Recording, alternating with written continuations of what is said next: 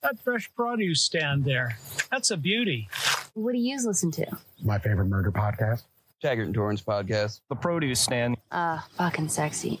It's Thirsty Thursday, and that means we are once again hanging out at the produce stand. Podcast covering everything in the universe and adjacent.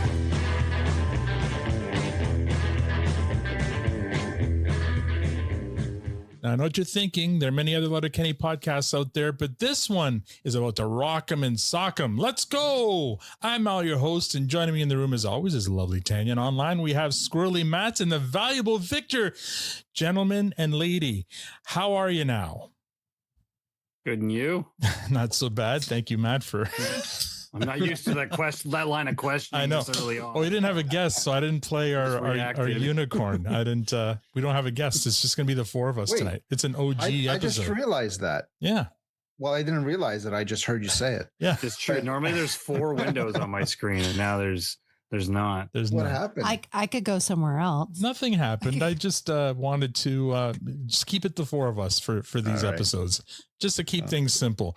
But anyway, let's get this thing started. How are you now? Tonight's lineup is going to be myself, Matt, Tanya, and Victor.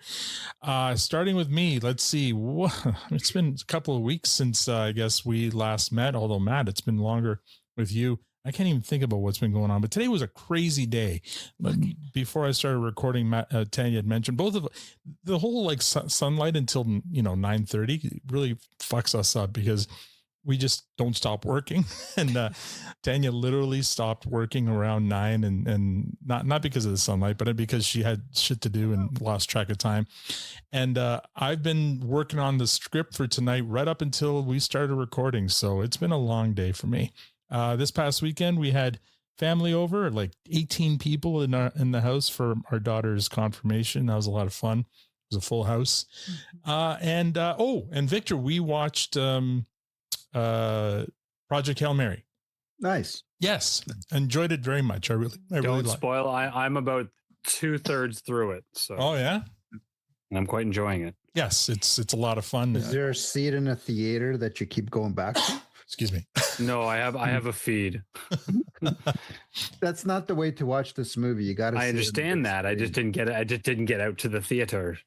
All right. Oh, thank you, Gord, for reminding me. And yes, Toronto Mike had his Elma combo debut last week. What was that? How did that go down? It was surprisingly enjoyable, actually. So one of his listeners thought that, oh, you are so funny, you need to do a one-man show, and basically booked the Elma combo, which is a legendary music venue here in Toronto. For those of you who don't know, for Mike to host this thing, but Mike had nothing prepared. So for the last few months, he's been like writing and working on a 90-minute one-man show. And he's never done this before. He's never done any kind of like stand-up or anything like this. Like, he's done his podcast and he can speak on a podcast for 90 minutes easily, but this is different. And this was like a paying audience. That's where I went last Wednesday or Thursday.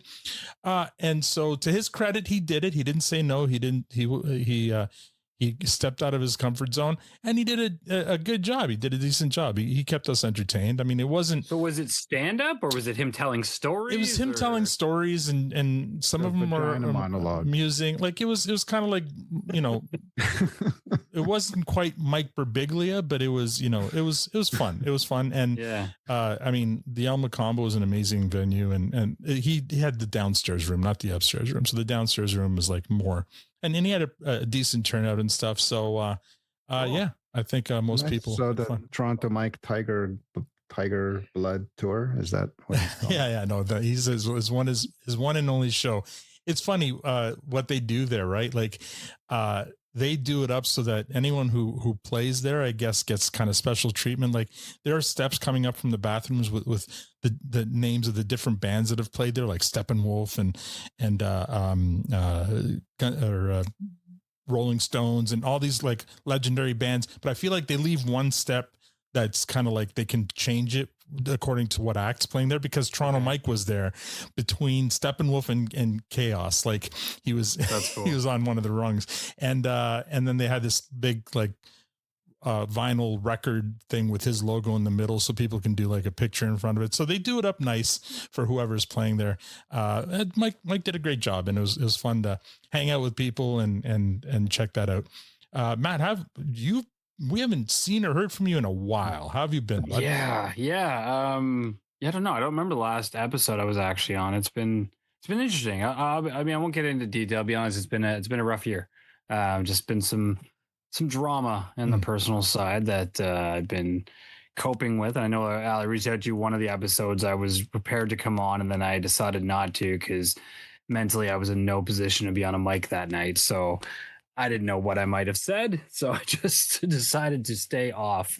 But no, I missed you guys, and I knew I had to. I couldn't stay away from ever because this is just too much damn fun. And aside from all that shit, I've been busy.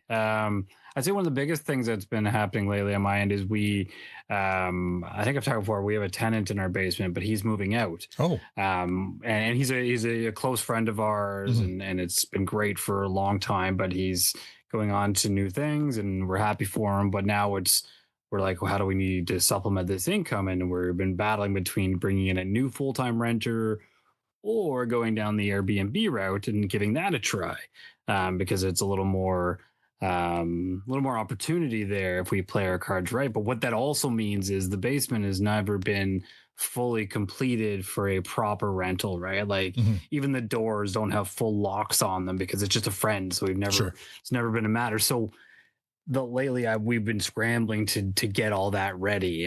So like even this week I spent a couple of days framing out an entire storage room on our back stairwell, because that will be the emergency exit, but that's also access to all of our shit. And so I need to make sure that that's walled off, and I'm putting up doors in like 4 other places and having to get a new interconnected smoke alarm system across the house, and all these things that we're quickly learning in a rental situation that we really need to have, and in some cases are legally obligated to have. So going through all that has been an interesting process.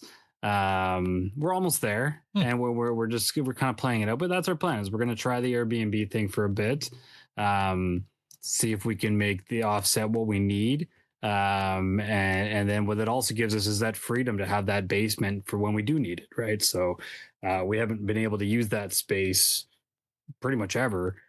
So, if family's coming to town or friends are coming to town, we can just block it off that weekend and say, you know what, you can crash downstairs. So, fun little journey we're going through. It's been adding some stress, but we're figuring that out. And aside from that, the kids are good. Sports are starting. Summer's almost here. Yeah. Oh, good point, Corey. Says get it ready before the World Cup. You'll have no shortage of renters. So we're just, so you say that, and I hear a lot of horror stories right now, because apparently, and I don't know all the details, and I don't know if it's affected all the cities, but FIFA really screwed over the rental market.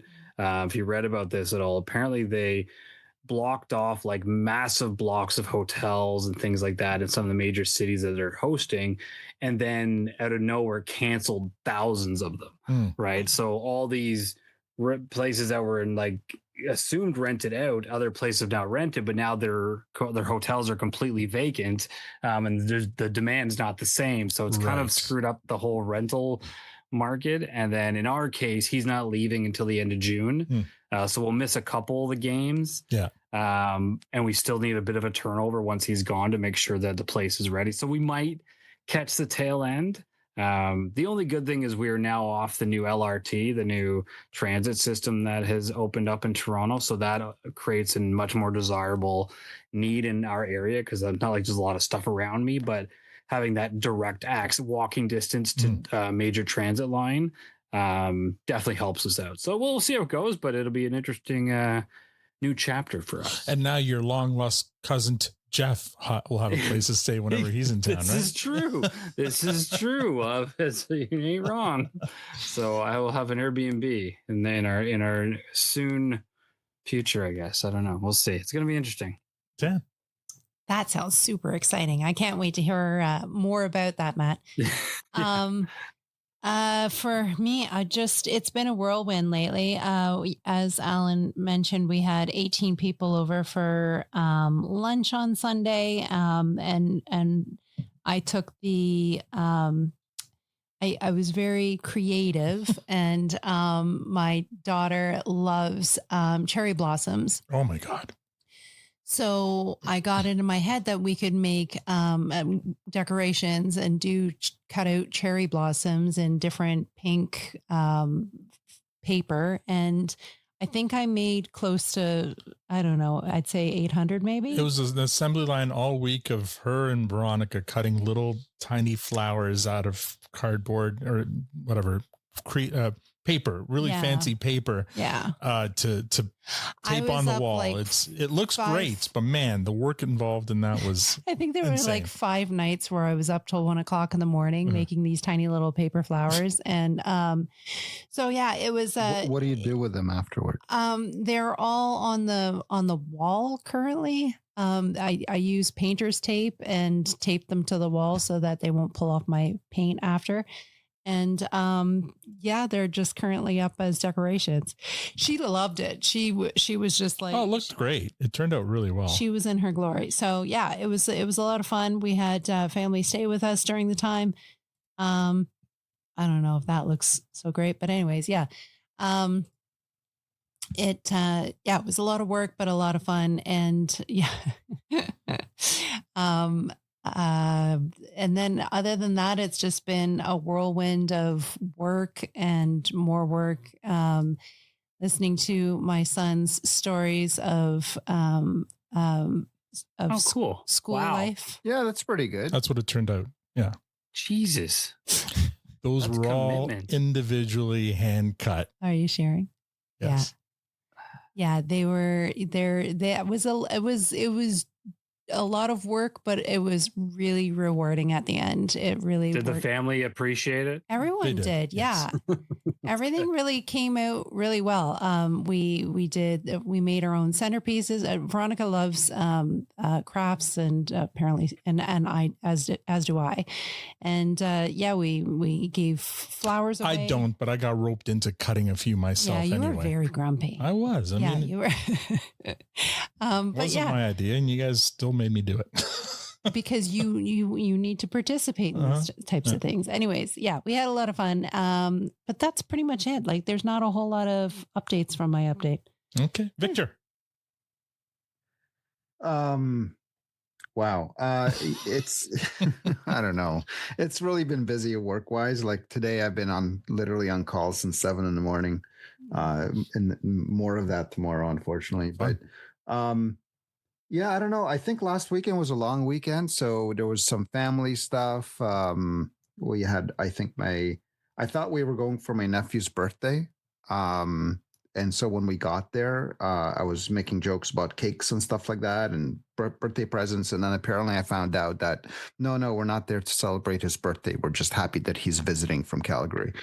Did you go with a gift? We went with a $50 gift that I was asked not to give him because then it would make other people awkward. So you're like, bonus, I just saved myself $50. Yeah. But I'm glad we didn't show up with like a birthday cake. Right? Or anything Yeah. like that, That's amazing, Victor. Yeah. So anyway, so that was fun. But yeah, I don't know, like not much. I'm getting excited. Obviously, we've got the hockey playoffs that nobody seems to really give a shit about. But Buffalo's out. I don't care. So something fun. Shout out to Tom. Yeah. I was razzing Tom online too. Yeah. Well, what's funny is that Buffalo is out by a team that is embarrassing themselves now, but it's okay. They're young and stuff like that. So they'll be fine. But basically they don't stand a chance. I mean, even if they win tomorrow, it's going to be Carolina against Las Vegas. What's fun about that is that either Freddie or Mitch are going to win a cup this year. So that is so. I hope it's Mitch. So I hope it's Mitch. Yeah, I that hope would serve the Leafs. The way Who's that Freddie? the way what? Which one's Freddie? Who's Freddie? Oh, Freddie Anderson. Thank you. I caught the Mitch reference. I didn't catch the Freddie one. Yeah, he's the goal. He was. Tanya didn't catch any of it. She's like, whatever. Mitch Marner. Yeah. Anyway, Mitchie would be a little more gratifying just because the way he was shipped out of town, like people are just dumb and stupid. Yep. But yeah, and he's just like, what's funny about him is that he looks the same way today as he did when he was like 15 years old. I know. I know he does. He looks like a kid. Well, you know what? Guy all those little players are like that. I mean, even like the coach of Montreal Canadiens just now looks his age. But when he was playing St. Louis, yeah. Martin St. Louis, he looked like a kid too, right up until he retired. Now he's got the gray beard and stuff. And now he looks except when you look at his calves are bigger than his head. Oh, I'm sure.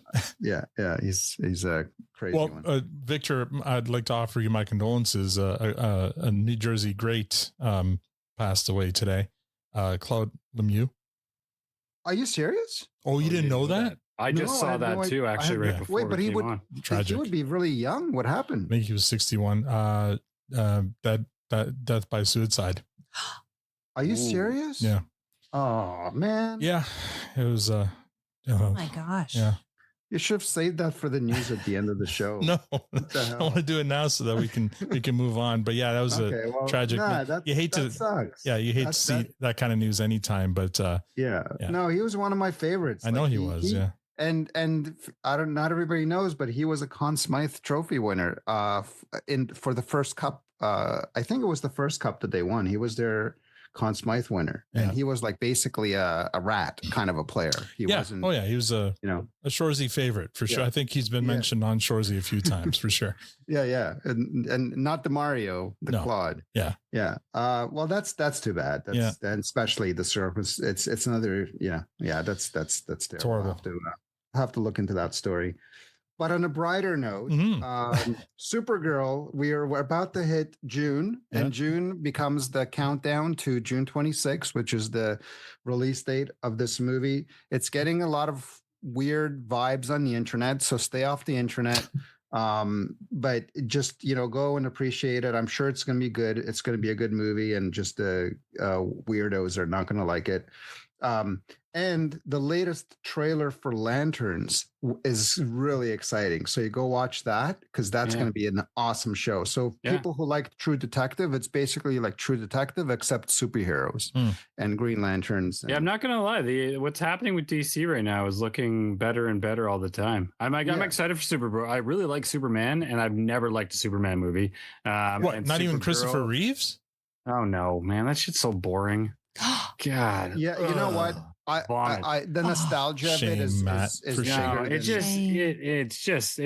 I never did. But Supergirl looks great, and with Millie Alcock leading the way, she was fantastic in Dragons, the game of the Dragon House of Dragons and stuff. So she looks like she's gonna be fantastic in this. Yeah, and Momoa is in there playing Lobo. So that's gonna be great. I'm really looking forward. And by the way, and Superman's gonna have a bit of a role in there as well. So cool. And then Lanterns. Go see the Lanterns trailer. It looks absolutely incredible. Can't wait for that to drop. It's going to be a great show. So aside from that, I got nothing. All right. Well, I think that's enough. So why don't we get this thing started, shall we? Previously on Letterkenny. What's this? Just for you. Oh God, Matt, you suck. Anyway, last time on the podcast, if you can remember, you're not going to close caption that one. Yeah, he's got a little box that said "just for you." He opened the box and a middle finger popped up. Thank you, Matt, for interrupting my flow. Like I needed that after we haven't podcasted in a few weeks. Anyway, let's do that again, shall we? Previously on Letterkenny. Last time on the podcast, we held our Egg Hall social. Fuck you, Matt. Our listeners joined us to talk about what they thought of Shoresy season 5. We had trivia, and we discussed what we hope to see in season 6. This week, we finally begin our coverage of Keep Your Head Up, Kid, the Don Cherry story. So let's get started. Well, don't bore us. Get to the chorus. We're going to begin by saying this is why we're doing this. So since we started this podcast, it's going to be, by the way, we're going to hit our 6-year anniversary this July. So in a couple of months, 6 years. Ever since we started talking about the possibility of covering anything other than Letterkenny and then Shoresy, people have been asking if we're going to do the Don Cherry story. Why the Don Cherry story? People outside of Canada don't even know who he is unless you're in Massachusetts and in some northern states as well. You don't know who he is, but he's one of the most famous Canadians in Canada. And the reason we're going to cover it is because Jared Keeso played him in this mini series of movies. Wait, that's Jared Keeso? In the series of movies that, and the other reason we're going to do this is because I think as we watch this, we're going to see a lot of parallels between the Don Cherry Pitter-patter legend and the character of Shoresy, I believe. And so Americans might enjoy that, especially if you're a Letterkenny and Shoresy fan. I think you're going to find this really interesting. Victor, I know I asked you this before, but can you kind of explain who Don Cherry is in a nutshell, or? Sure. I mean, when he was just like any other kid, when you're young, you play hockey in Canada and you have the dream of making the NHL. And he actually had a chance to do that, not as a star, but as a tough guy. Mm-hmm. And, we're not going to go into spoilers right now, but he basically, Charlie Brown footballed himself out of every opportunity that he's ever had, except it wasn't Lucy taking the football away from him. It was himself. Mm-hmm. So because of that, he basically became a professional American Hockey League player. And that's basically where he spent some people are confused about this, but he never actually played in the NHL. No. Yeah, that was my new fact today. I didn't know that. Yeah. So he never did. Well, he played that one game in Boston for the Bruins. Yes. He never played in the NHL. Okay. It doesn't matter. He wasn't an NHL player. Like he can't even say that he had a cup of coffee. Mm-hmm. Like, you know what I mean? He wasn't a shot of espresso, but okay. Yeah, sure. Yeah.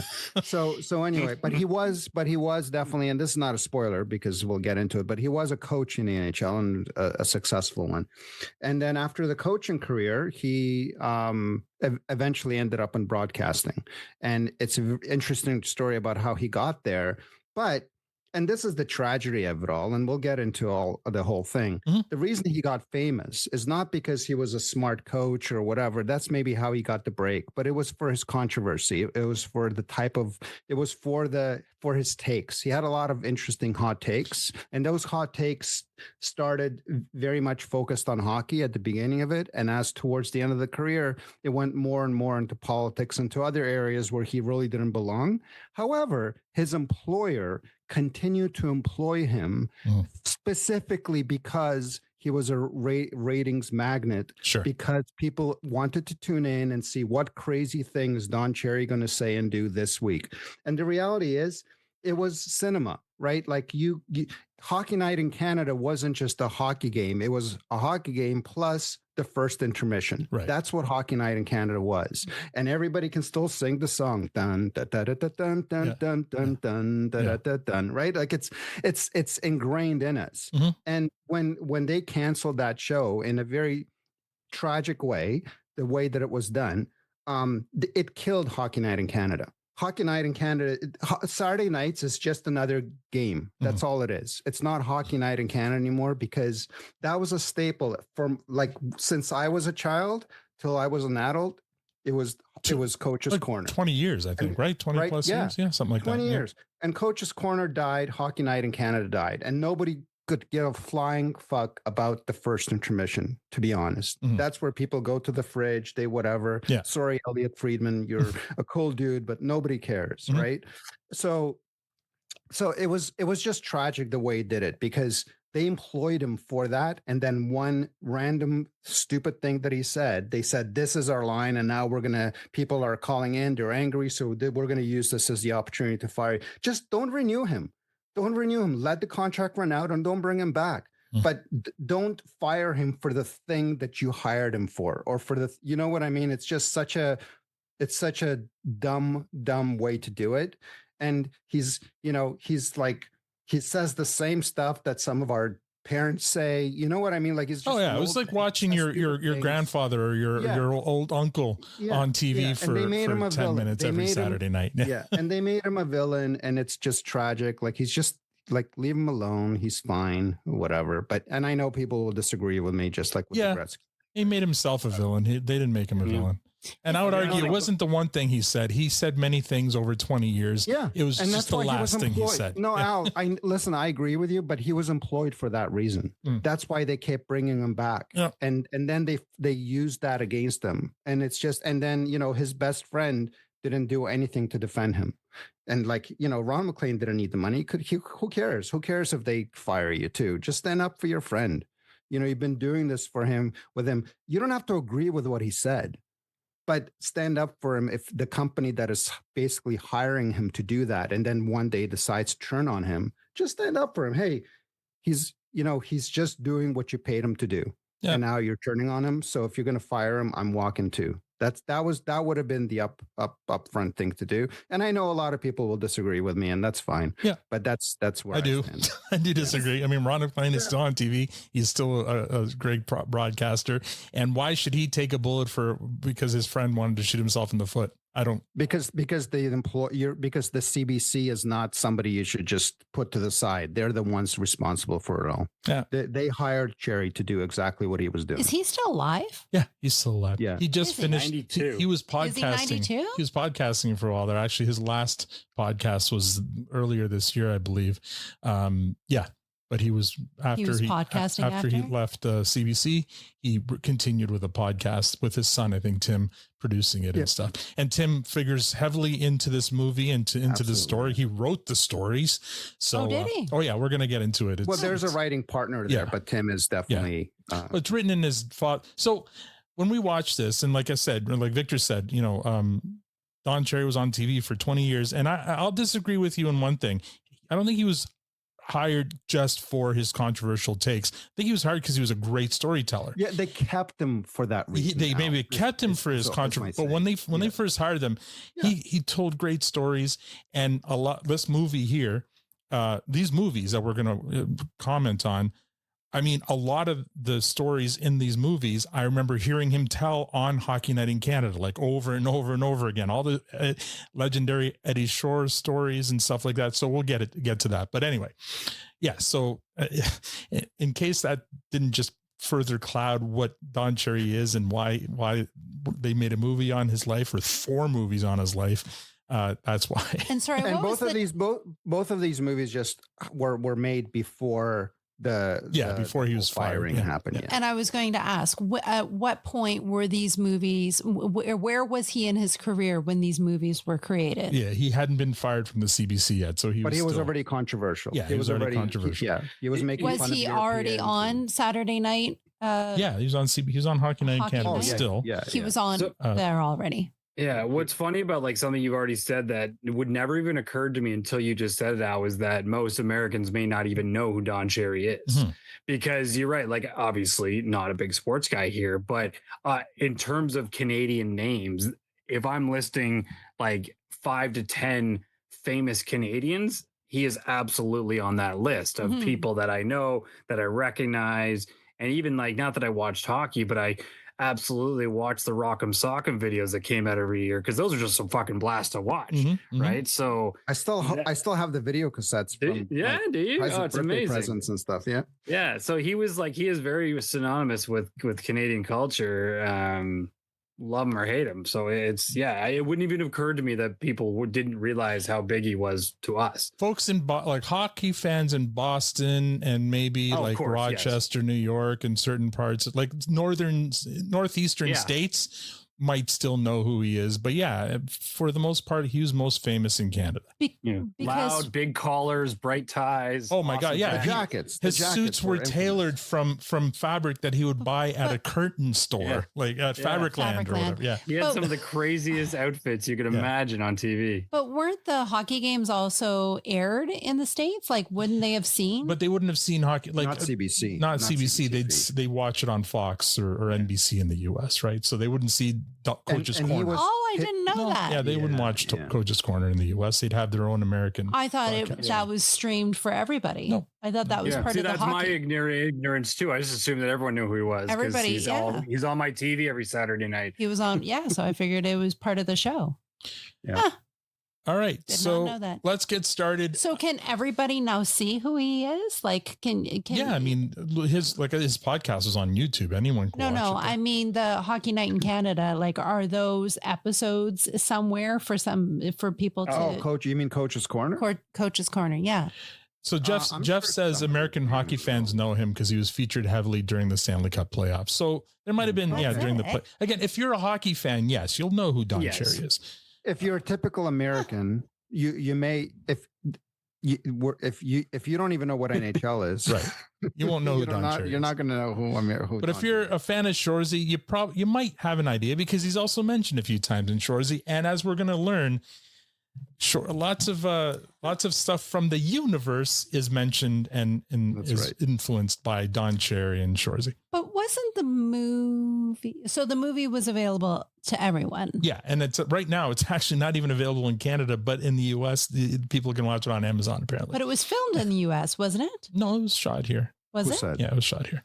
All right, let's get this going because I was thinking that Keeso went to California, and I thought that's where he got this role. This is a Canadian production. You're just making shit up. This is a Canadian production. This is so. Here's the thing: there are two. Matt's like. So, and here's the confusion. Here's the confusion we were having on our little TPS chat as well. There are two quote unquote seasons. it's a mini series. Oh my God, you guys were absolutely a hot mess. Okay, but this is how it's treated. Victor, shut the fuck up. This is how it's treated on Amazon. 2 seasons. Season one is called Keep Your Head Up, Kid, and there's 2 parts. Movie 1, movie 2 of Keep Your Head Up, Kid, and then there's The Wrath of Grapes.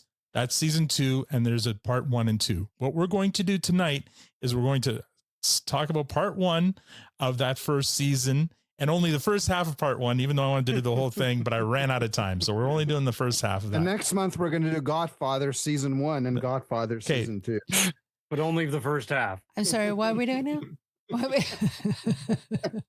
They were all, Awesome's right. They were mostly filmed in Winnipeg, actually, the movies.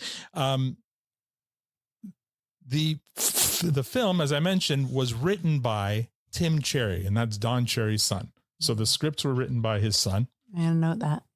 Directed by director Jeff Wolnoff or Wono, or I don't know how to pronounce his name. He's been a director for like Vikings, Battlestar Galactica, Being Erica. So he's got a lot of credits, mostly television. Yeah.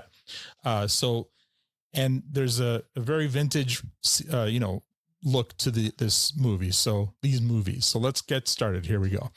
The film opens in working class Kingston, Ontario. That's where Don Cherry is from. In his youth, Don is shown as a tough, stubborn kid from a blue-collar family. We get a scene from him as a child in school. After reading Black Beauty, Don is asked to share a story that he knows about horses. My dad was in the Royal Canadian Horse Artillery. He said that when you put the saddle on the horse and you go to tighten it, you should knee the horse in the stomach so it sucks up. I beg your pardon? Get the saddle on nice and tight so it won't fall off. Donald, I don't believe that's true. Are you saying my father's a liar? No, I didn't say that. You said it wasn't true, so you're calling my father a liar. I always called it like I saw it. Sit down, Donald. I don't think I want to sit down, okay? I just couldn't keep my big mouth shut.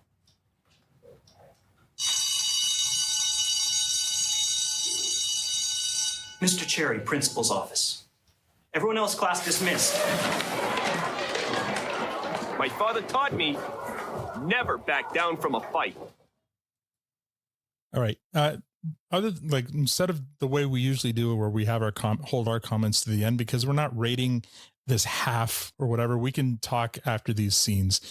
So let's talk a little bit about when I watched this scene here. That kid looked a lot like Eric Fleising, the guy who played Caleb in Shoresy. I had to look it up. It wasn't him, but they had a strong resemblance to each other. But anyway, it's funny. I'm old enough where the principal of my grade school still threatened the strap. Now, I don't know anybody who ever got it, but there was still the Catholic school. Yeah, I went to a Catholic school. Didn't a nun hit you or something? Wasn't there a story? No, I had a nun as a principal, but I was never hit by. I was slapped in the face once by my kindergarten teacher for saying the word shit in class, but that was the teacher, not the principal or the nun. Yeah, it sounds like you had it coming. Yeah. But I have to know, like, what was kindergarten Alan like? Like, you grew up with your parents only speaking Portuguese. So was it Was it the fact that you only knew the English word shit? No. I was fluent by the time I was 5. Because back in the day too, there was a lot of door-to-door salespeople and stuff. Like I learned English from TV, and I was the one who had to answer the door when somebody knocked, because I was the only one in the house who could speak English to people who came, like, vacuum salespeople or encyclopedia salespeople. Like my parents bought a whole set of the pretend. Anyway, our young listeners have no idea what you're. No, exactly. It's like Google in book form. But anyway, but yeah, books. Not wrong. Awesome said that the first scene is fucking wild, and it is wild. Like to see that, that's how things were back then, and. After that scene, we cut to Don in the principal's office getting the strap to each hand multiple times, and the principal telling Don how he's one of the principal's favorites, but he's got to find somewhere to channel his aggression. No, we haven't got there yet. Yeah. But so anyway, we haven't gotten there, but yeah, that's what did you guys think of that kind of opening scene, Matt? No, it's simple. It sets a good tone of who Don Cherry is and where he came from. It's a wild time. Like what? And this was what, in the 50s, 40s? When is this? Does this take place? You know what? I don't know, but probably around then. So he's 92 now. Because he was 10 in that scene. Someone do the math really quickly. So, that's 30s, 40s probably. There's a lot. Yeah. That's a long time ago. So yeah, world's very, very different place, and so different. Awesome. Get your mind out of the gutter. In this case, what they did to Don Cherry is getting the strap up here in Canada. At least it's being hit by the strap on your hand. That's what it's called. So I don't know what you're thinking of. Awesome. It's not what I'm thinking of. That's what it was called. What else would it be called? She's thinking of something kinky or something.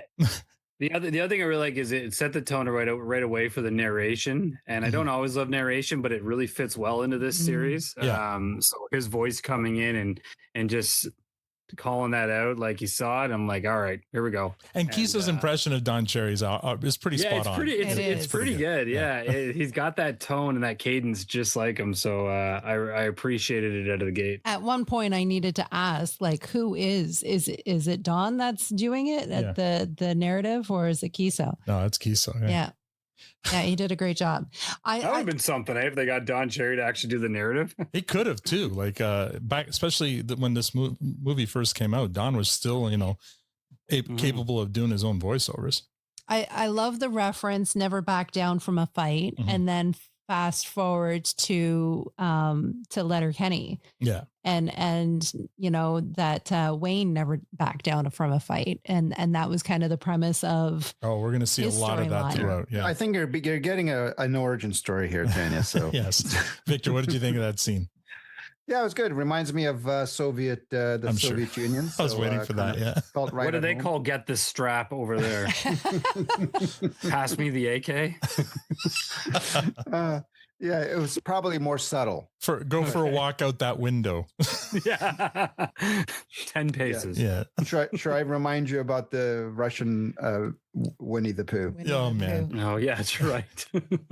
So anyway, after that little scene, we cut to the Don in the principal's office getting the strap, despite telling Don he's one of the principal's favorites. But he's got to find somewhere to channel his aggression. To further drive Don's stubbornness home, as he leaves, the teacher goes to open the door for him, but Don refuses and opens the door himself, despite his hands being sore from the strap. When he turned 15, he dropped out of school to play hockey. So we get this introduction to Don, the teenager, at Boston Bruins rookie camp, and our first Keeso sighting.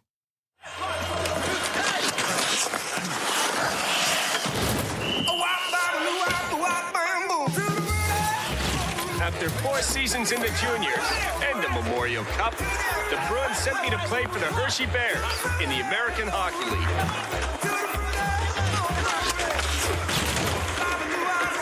You know what they paid us in those days?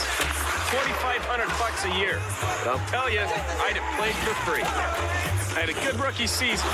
Only 20 points, but penalty minutes? 125. Everybody against the boards, let's go! You know, with those stats, I don't got to tell you what kind of player I was. Nice play, Don. Keep it up. Defense, over and back. Come on, let's go. You can sum up my style in 2 words. Okay, forward, let's go. Rock 'em, sock 'em. All right. So we get our first kind of taste of future Don there. Rock'em Sock'em. So production note, the term Rock'em Sock'em is not just an allusion to the old Rock'em Sock'em robot toys, but Don Cherry had a series of videos in the late 80s throughout the 90s and right up until 2018, created by his son, Tim, who we'll learn more about in this story. The videos featured hockey highlights and fights set to rock and techno music. And I just remember when those first videos came out, they were so much fun to go get and watch. Like my buddies and I watched every single one of them when that was like a famous Christmas present to get somebody. Was every year. That's true. Rock'em Sock'em hockey. Victor, did you get? I'm sure you still own many of those, don't you? Oh, absolutely. Yeah. There was unfortunately, 30 renditions of it. Yeah. They're on video cassette. I should probably digitize those, but yeah. You can probably get them all on YouTube now. Yeah, that's true too. Yeah. I haven't really thought about it in a long time, but yeah, I had lots of fun. I don't remember missing a single year with those coming out every year. I had no idea they went right up until 2018. Like I probably stopped watching them when they were still on VHS. So yeah, but they were fun. Like it was mostly fights and yeah, it was basically a highlight reel of the year. No, there was highlights of goals and plays. Yeah, they were, but the fights were definitely featured heavily. Yep. Yeah. It was the Sock'em part of Rock'em. All right. Early in his junior career, Don gets called up by the Bruins to play a game in Montreal. Victor, he did play a game in Montreal. There were only 6 teams in the AHL at the time, which meant there were only 36 available positions on defense, and Don was bent on taking one of them. Don had a good showing in this game against Montreal, and after the game, the Bruins coach let him know they noticed him and tells him they have plans for him in Boston next season, tells him to be ready for training camp. He also tells Don that they know he likes to play baseball in the offseason, but they ask him, don't play baseball this offseason. Don agrees. He says, okay. But then we cut to the very next scene. Idiot. So dumb.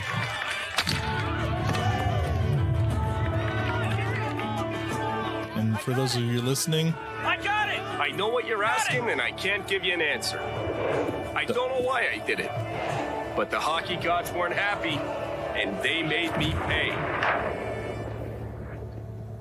Well, Don, you managed to separate your shoulder. We're going to have to open you up, put in a piece of metal belt so big. I got the Bruins training camp coming up. Which is when? Well, a couple months, but I got to get in shape. Well, you can't do anything until that shoulder heals. No work, no running, nothing. Otherwise, you run the risk of reopening the wound.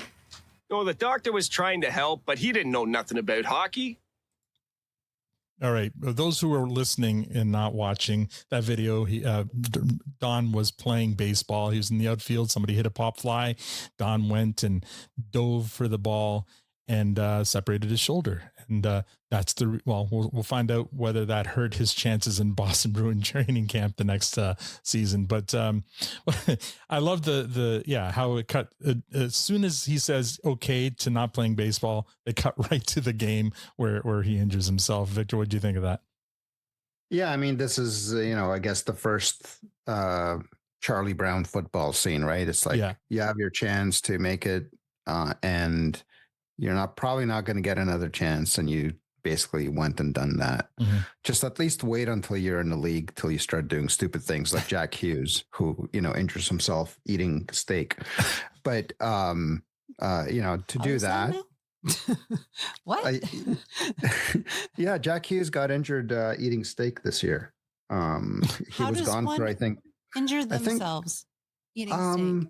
It was they went to a restaurant after or before a game, and he ended up cutting his hand, and he was gone for like a couple of months, ruined his season. Oh my Lord. Yeah. At his, team dinner, he injured himself. That's crazy. So there you go. Make it to the show before you start doing stupid things. And, Well, that was back in a time too, though, when players used training camp to get in shape, and the fact that he couldn't even make the team, but it was also six teams. So that was probably why it was harder to make the NHL.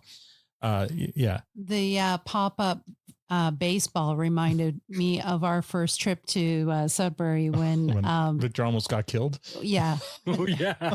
I was like, right. Oh my God, what a flashback seeing that ball come up in the air out of like nowhere. And yeah, poor Victor almost got lost it in Victor that day. head. All right, cut to the next scene where we see Don training to get ready for training camp. He's running in the woods. He's in obvious pain and his shoulder's still bleeding from surgery. Then the Bruins training camp, Don obviously still injured. I always want to say Shoresy because it's Keeso. Yeah. So anyway, he's still injured. He goes down after throwing a check and he can't even shoot the puck without wincing in pain. Next scene, we see Don waking up in his hotel room, shoulder still bloody, and looking out the window to see the Bruins bus leaving without him. So, having ruined his chance, he went back to playing in the American Hockey League for Hershey. That's where we meet his defense partner, Larry Zeidel, played by veteran Canadian actor Sean Bell, known for Bulletproof, Monk, and Paradise Falls. Larry was a wild card. You never knew what he would do next. He played a great crazy character. We're shown in this scene where an opposing player taunts Larry and Larry hits him in the face with his stick, shades of Sly Silvestri maybe. After that, none of the opposing players went near Larry. In the locker room, after the game, we see a senior player, Andy Brannigan, sharing some wisdom with Don, showing him how to properly tape his wrists so he doesn't break them, and also adding extra cotton to the knee pads. Cut to the bar where the players are having a few pops after the game. A waitress, by the way, Don Cherry used to call beer pops in case those were wondering, they were drinking pop. No, they were drinking beer, but that's what they called them. A waitress offers. Well, you never know. Different audiences may not refer to it that way. A waitress offers Don and his pals another round, and they all say yes, but Don uses his manners. He says yes and please, which impresses her. Doesn't take much. They continue talking about the latest call up to the Bruins club. This is where Don learns that he's in Boston's bad books. He missed his one shot. Before Don can feel sorry for himself, the waitress returns with their drinks. She wouldn't normally do this, but since Don is such a polite young man, she'd like to introduce him to her niece. Don agrees tentatively, and this pleases the waitress because her niece is actually in the bar tonight. Don wasn't expecting to meet her so soon, but the guys get up from the table, help Don with his jacket, and send him on his way before he can say no. And this is where we meet Rose. Rosemary, I want you to meet Don Cherry. He plays hockey for the Hershey Bears. Hello, Don. She couldn't have weighed 100 pounds. You still remember what she was wearing? Still remember what was playing on the jukebox? Hi, Rose. You know how they say you'll know when you know? Well, I knew. She was someone special. And when we talk about Don being on Hockey Night in Canada for 20 years and all the stories he told and stuff and how famous he was, Rose was just as famous, if not just by name. Like everyone knew Rose. He mentioned her in many of his stories, and they stayed together right until she passed away, a few years back. So it's a pretty great love story. Like they stayed together through thick and thin. They're like, whatever he did or said, it didn't matter. And you'll learn in these movies that she was his rock and put up with a lot of shit. Mm-hmm. Mm-hmm. It was nice to hear Don Cherry talk about the actress and how just watching her play Rose, it just brought all the memories back, and he felt that he was, looking at his wife, like remembering everything. So that entry that's available with the clips that we have, you should, if you haven't, you should listen to them. They're pretty good. Yeah, I haven't had a chance. I wanted to before we did this, but I ran out of time. Maybe that can be another episode. Yeah, maybe. Yeah. But anyway, Rose, by the way, is played by Sarah Manninen. That's it, Sarah. Yeah. She's a Canadian actor known for The Prince and Me and My Awkward Sexual Adventure and many others. But those are her known mostly for credits. Don sits there awkwardly in silence, and Rose has to initiate the conversation. Turns out she's never been to a hockey game before. Her father likes football. It's funny watching this. It occurred to me she was American. Like I didn't even think that she would have been, because she's from Hershey. She's from Hershey, Pennsylvania, obviously. But in all the years that we've ever known her. Like I just figured, he met her up here, but no. She's never been to a hockey game. Her father likes football. Dawn offers her tickets to the next game, and Rose would love to go, but Dawn would have to meet her parents first. Otherwise, she can't go. It was indeed a different time. Dawn agrees. I just love that. I don't know what it is. I'm so old fashioned when it comes to that just gave me the giggle. Like it just gives me the Tanya, warm fuzzies. but and we'll get to this scene later on, right? Where it's like, wait a second, I was totally surprised by the part that we're gonna review, right? All right. Yeah. Soon, because it's a complete opposite of this. Mm-hmm. It's something that he's what? Mm-hmm. Anyway, we'll get to it. All right. Cut to the game. Rose watches excitedly with her friend. The two leave before the game ends. Don lines up at a face-off, and when the puck drops, he squares off with another player. Rose doesn't see any of this. She's already in the tunnel when they hear the crowd go wild because of the fight. She wonders if Don just scored a goal. Cut to Rose's family's house. Her mother prepares dinner while Rose anxiously waits for Dawn. It's clear her mom isn't thrilled that she's bringing home a hockey player.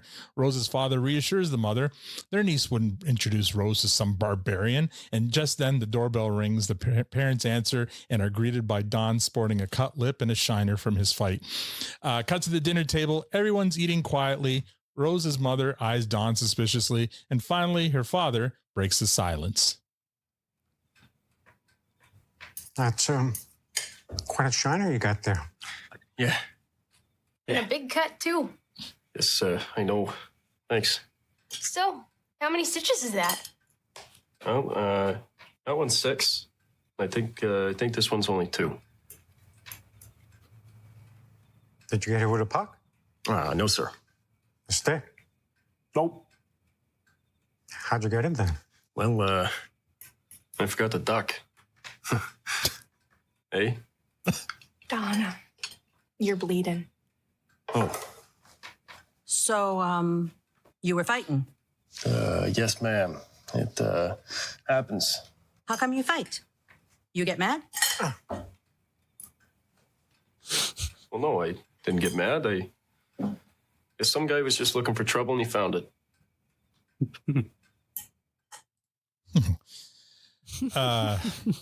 What do you think of that scene there, Tam? The sister doing the sign of the cross. The mannerisms at the table, mm-hmm. and even Keeso playing, the like, yep, nope. And it was just it's such a great scene, mm-hmm. Setting up for who he is and who the family is. And it's a great scene. Matt, what do you think? Yeah, I mean, I guess he could have not shown up. Would have been an option, but instead he owned it, man. He just he didn't try to hide it. He just when they asked the questions, they asked direct questions. He gave direct answers, and love or hate why it happened. You got to respect the hell out of the fact that he just leaned in. I'm like, well, he found trouble. Yeah. That was it. And no, I thought that was great. It was a great dynamic. It introduces him to the family in the most awkward way imaginable. And assuming if that's how it truly happened, that is fantastic. I can't imagine a more horrific way to first meet a family. But it's again, it sets who he is for them. Sure. So they know what they're getting. They know what they're all getting into. Well, Rose didn't seem to know what it was that he did. Or no, that she hadn't seen him fight yet. No, because they left before the fight started. So, Victor, what do you think? Yeah, it was good. What I enjoyed is kind of the lead up to in that whole scene and the banter before he even showed up. Yeah. I thought that was, it's almost kind of, they were foreshadowing exactly what was going to happen, but it was fantastic. I loved the banter and the mom, the facial expressions, everything about it was good. And then, the scene around the table, it's kind of a scene that probably we've seen in many different movies, except what's fun about this one is that it may be true, right? Because I mean, everything we're watching is probably dramatized a bit. And through the lens because of a storyteller like Don Cherry to his son, and then his son rewriting it. Like watching this whole thing just reminds me of a phrase that Toronto Mike's been using a lot lately, and that's print the legend, you know, not the truth. Sometimes it's like, yes, I think they're printing the legend here, but you know, or don't let the facts stand in the way of a good story. And that too, yeah, exactly. And this scene also kind of quickly reminded me of like if you take a first date to like a crab boil just to see how it all goes down, right? So if you can walk away and still be into her at the end of that, or into him at the end of that, you got something that's a winning solution at that point. So I love the mom's line of, so you get mad? Like what you got angry or something, or whatever the line was. And his response to it was perfect. Somebody's just looking for trouble, and he found it. Again, like for somebody who back in the day is shown as not being much of a talker, he certainly had the perfect line loaded up for that, you know, for that question. Right. So, all right, here we go. Rose's dad thinks Don, asks Don what he does in the off season. Don goes back up to Kingston and works construction. After dinner, Rose and Don sit outside in a swing to debrief. Don doesn't think things went too well. Rose asks Don why he fights. He can't like it, can he? But Don says he does. He's a fighter. It's his job. It's not how many you win. It's how many you show up for. Rose jokes that judging by his eye, he needs to work on his fighting skills. That scene there on the swing, and I'm going to say it like the kids would say today, gives the scene of Shoresy and Laura Moore on the steps of the Colson when he's about to retire. And he talks about why he needs to fight and why he still plays hockey. Does it not? Like fair. It's exactly, not exactly, but it has that, the feel from that scene right away. Next scene in the locker room after another game. Don comes in with a cut above his eye to get stitched up. As his teammates walk in, they give him shit and take turns begging him as he's getting stitched up. They're throwing towels between his legs, and he's trying not to move because there's a guy with a needle trying to thread his forehead shut. Cut to the next scene. Don is in his kitchen with Rose, and she's removing his stitches very tentatively. She's never had to do this before. You poked my eye out. Sorry. I'm just kidding. You didn't really poke my eye out. I won't do that again. I won't do that again. Come on. All these cuts, I'm amazed you don't have any scars. Yeah, it's an old player's trick. You take the stitches out after not too long, like 2 or 3 days, and then you put cocoa butter on it. Cocoa butter? Yeah, works every time. All right, what's taking so long up there? They're so tiny. You just snip and pull. That's all you do. There's still a little blood. I don't know, maybe Rose, just do it. Come on. Just do it. Get in there. Pitter patter. Pitter patter. There you go. I love how pleased with herself she looks when she finally gets that stitch out. Oh, no, it's not in this one. Sorry. It's in the future one where she gets better at it. She looks very pleased with every stitch she removes. There it is. Pitter patter. I believe that the utterance of that phrase in this movie predates Letterkenny, if I'm not mistaken. But Tanya, did you catch it when it was? Oh, 100%. I did. And I'm wondering if Keeso had to ask permission to use pitter patter then in Letterkenny, because he even has it on t-shirts, pitter patter. Pitter patter doesn't belong to this movie, though. No, it doesn't. And actually, Awesome saying in the live stream, Keeso had a coach as a kid who would say pitter patter, let's get at her. So that's where he got it from. So it could be that it was an ad lib that he added in the Don Cherry movie, right? Like maybe it wasn't written. But I mean, I'll be honest, I grew up with that phrase. My dad used to say that. Pitter patter. Pitter patter, let's get at her. Like that's not an uncommon older saying. Right. It's just he's keeping it alive. Yeah. So, some say there's no coincidences. All right, next scene at another hockey game with Rose in the stands. Don gets into another fight. You can tell Rose is getting used to the game. She knows exactly how many stitches Don's going to need after the fight. And we see Rose expertly removing Don's stitches again after the game, or in a few days later in the kitchen again. Next scene is the end of the season, and Don says goodbye to Rose as he leaves for Kingston for the off season. Then we see Don in Kingston operating a jackhammer at his summer job in construction. After his shift on his walk home, Don stops in front of a jewelry store window and stares. Cut to Don arriving back in Hershey at Rose's family's home. It's early. He's driven all night. Rose's father answers the door. Don asks to speak with Rose. She comes to the door still in hairnet and robe. Don invites her out to the porch, shows her an engagement ring without saying anything. Rose immediately excitedly says yes. They both go inside where the rest of the family celebrate, even the mother.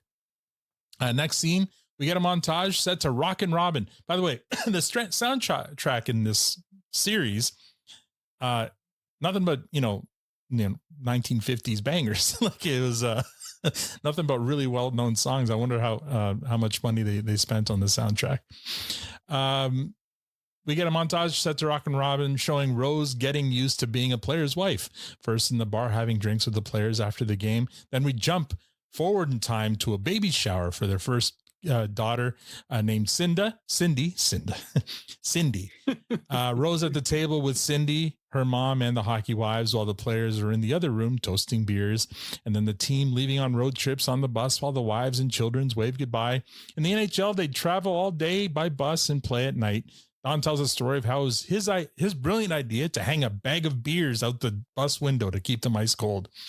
Don's defensive partner, Zidell, sits beside him and accuses him of trying to beat him in the race for the most penalty minutes in the season to get his name in the paper.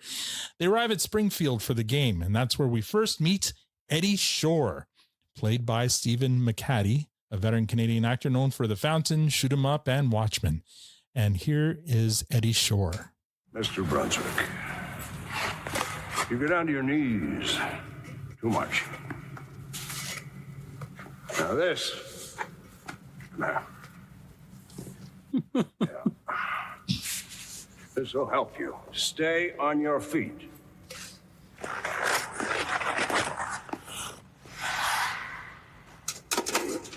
Eddie Shore, the Edmonton Express.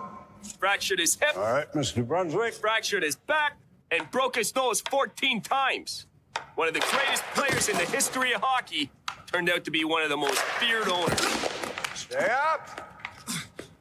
He ran the practices, told the coaches what to do, he even changed the light bulbs in the arena. You believe that? On your feet. If you played for Springfield and Eddie Shore said jump, you said sure, Eddie. How high you want me to go? That's why I got it in my contract. I can't be traded to any team Shore owns or coaches. Stay on your feet. Poor bastard. All right, so much insanity in that scene. First of all, I mean, nowadays, like it was. Well, I think you need to close caption that one because did it say okay, what you're was right. happening? You're good point. So Eddie Shore is trying to help a young goalie stay on his feet, and back then it was a no to go down on your knees as a goalie. You needed to be a stand-up goalie for many reasons. One of them is the fact that you're not wearing a freaking mask or helmet. That was the reason. There's many reasons, but that's one reason. If you go down, you increase your chances of getting hit in the face with a puck. And as a goalie, you don't want to do that. But the other reason is it was thought that you were a better goaltender if you stayed on your feet. It's obviously been proven wrong now with the butterfly style, like proliferate, like no one stays on their feet. They all go down now, on their knees and butterfly style. So there's that. And there's also the idea of a coach tying a noose to the net, which is what he did to try to keep this goalie from going down on his knees, tied a noose to the back of the net. And then he would purposely shoot the puck so that the goalie would have to reach for it down, but not go on his knees.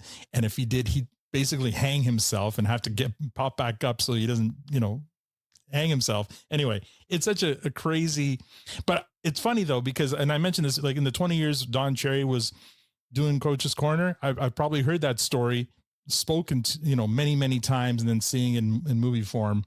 It's one of the many stories that he loved saying, talking about Eddie Shore. It's nuts. And the other thing is his name is Eddie Shore. Yeah. Right. I mean, so discuss, Victor. Yeah, I mean, obviously Shoresy is not based on Eddie Shore, but again, I think it's almost like like paying it forward or paying it back to kind of name kind of this goofy character after Shore. Yeah.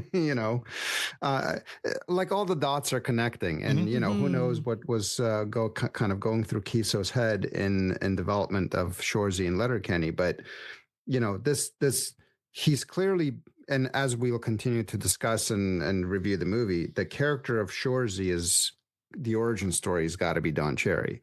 But the naming him Shore, I feel like it's almost like signifying kind of the villain with that name. And so it's probably not very deep. It's probably just he's a villain and a villain character, and we'll give him that name. Obviously in Shoresy he's no longer a villain, but too bad, so sad.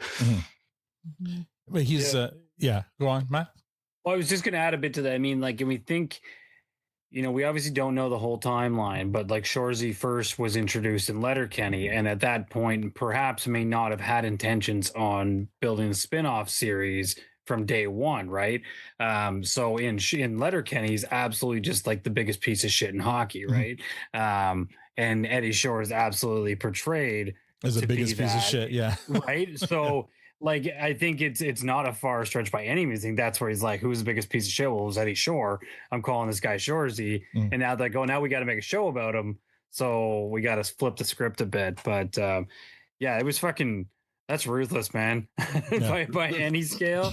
I kind of feel like Brad Bonello might introduce this in his practices with his team, but who knows? To be clear, I think he coaches like 12-year-olds, but I know. Hey, I'm not saying I condone it. No. I'll ask him when we finally have our lunch. Right? Tan, I mean, you caught the whole Shore thing right away. Yeah, I did. Yeah. But I felt like even when we were in Sudbury and walking around, I think I was with Matt and I was like, look at that name, because there was like familiar things that were in and around that you could pull back to Letterkenny and Shoresy. So yeah, I think Keeso is I think he pulls a Kaiser Sose on all of us, and he just like scans everything and then just throws it in there. Nice. All right, cut to the game. Don gets into a fight and gets sent to the penalty box, which happens to be the same box the guy he was fighting was also sent to. That was so. Sorry, go ahead. So this is something that actually happened. The penalty boxes used to be either beside each other or even connected, right? And I love when the guy sitting between them notices what's about to happen. He's like, "I'm getting the fuck out of here." And do you have that scene? I don't, unfortunately. Oh my God, that was such a perfect scene because all he did was smile, and it was like, well, that was nice. Yeah. Or no, it wasn't. And just the referee standing right up and leaving, and then who was coming to the rescue to break them up? Referees? No, it was a cop that finally hit the cop. not Shoresy, Don over the head with the blackjack and said, "That's enough out of you." And he takes the door. Yeah. Oh, then so yeah, we haven't even got to that part yet. So Don gets into a fight, sent to the penalty box, which happens to be the same box as the guy he was fighting. So they continue hostilities in the box. Eddie Shore makes note of this, and then Don's teammate also takes note and accuses Don of trying to get kicked out of the game and make the news favors. So he decided he would top Don's crazy, and he decided to remove the penalty box door from its hinges and throw it onto the ice. So he gets kicked out as well. It was awesome. I mean, they keep saying hockey's got a bad rap, but we've come a long way. Yeah, it's true. By the way, and I wanted to comment too on the production design on this show. The chain link fence, because this is obviously an era before there was a such thing as plexiglass, right? So yeah, that's what hockey rinks had, was chain link. So when you got checked into that and you got your face, I didn't even rubbed into that for some it's reason. Chain link fencing that you're hitting, right? It's crazy, like that's what they were playing in. It was like they were playing in a cage. They were cage fighters. All right, next scene. Don walks into the kitchen where Rose is feeding Cindy. He opens a piece of mail and learns that he's been traded to Springfield. That's Eddie Shore's team. This wasn't something Rose was expecting. Another lesson she learned was that hockey players get traded and then you have to go. Next scene, we see Don and Rose saying goodbye to the Rose family as they move to Springfield. Cut to Springfield locker room where the players get ready to practice. Don learns that Eddie, he's a bit of a cheapskate owner. Practice sweaters stink because they don't get washed. There's no money for tape for their socks, so that they need to use inner tubes because they're reusable. Don finally takes the ice for practice. Yeah. Don finally takes the ice for practice, and Shore is there waiting for him. I could tell from the first time I laid eyes on you, Madagascar, that you do not bend your knees when you skate. Madagascar? Scrimmage! If the coach wanted to scare a player, he'd say, smarten up or I'll send you to Eddie Shore.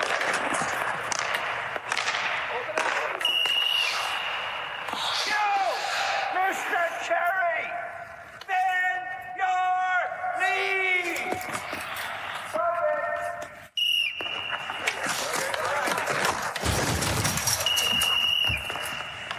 See the chin? The object of the man on defense is to take the puck away as you eliminate your opponent from the play. Don't make it so I have to scheme him off the boards. Go again!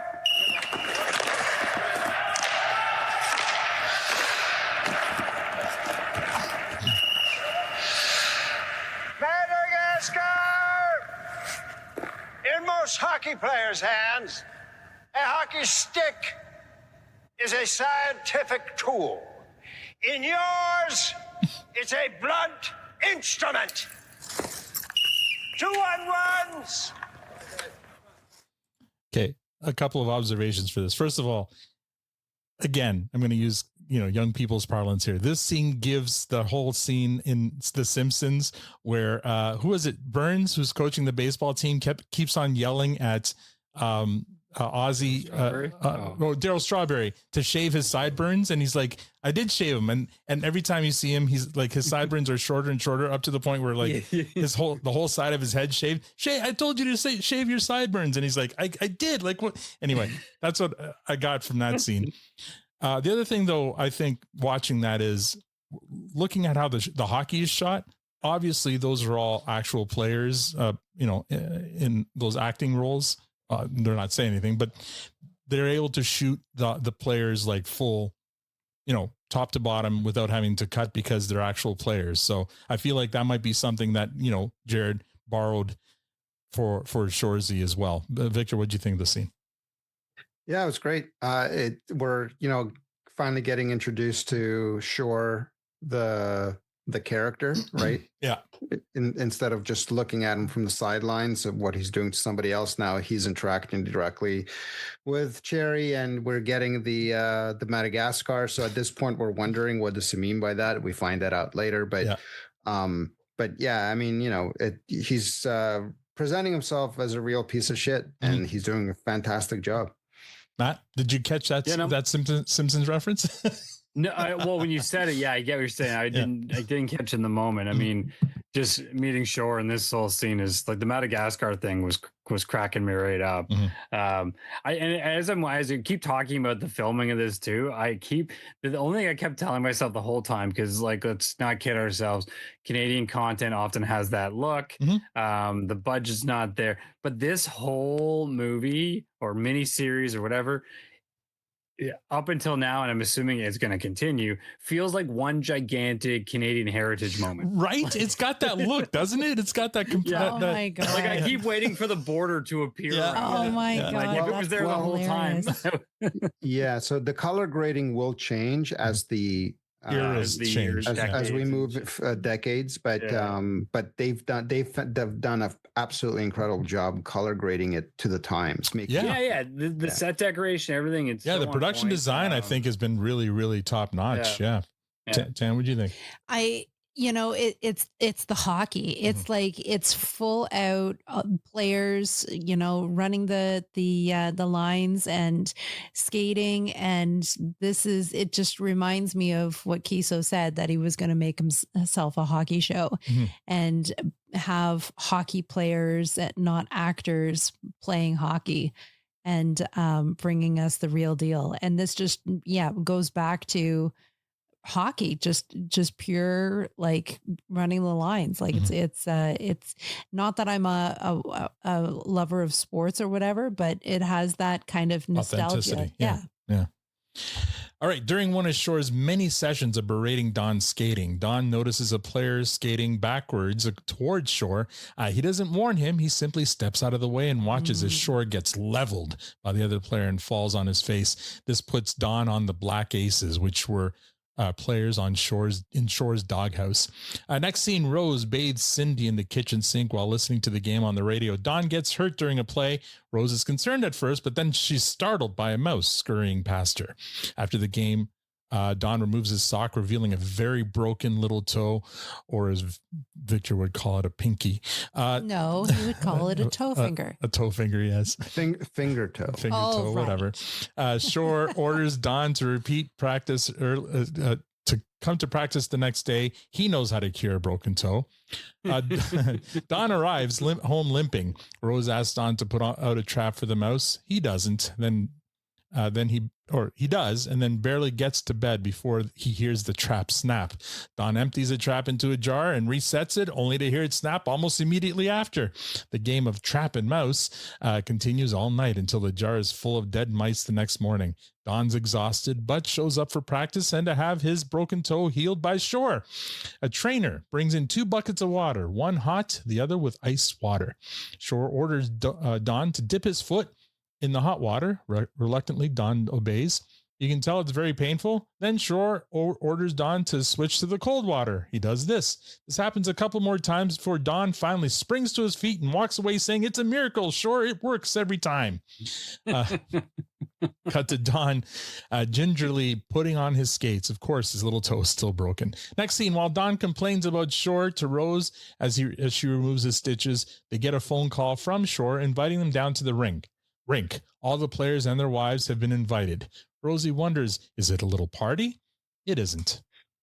Sit down, everyone. Sit down. Sit down. Now, we have a significant stretch coming up.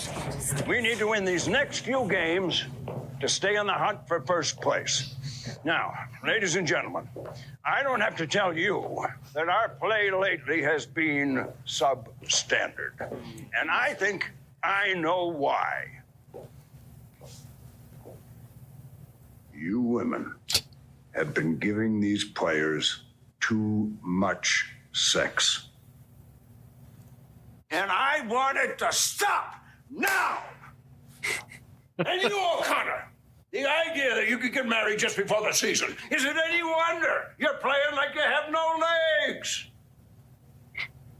I want you to send your wife home tomorrow.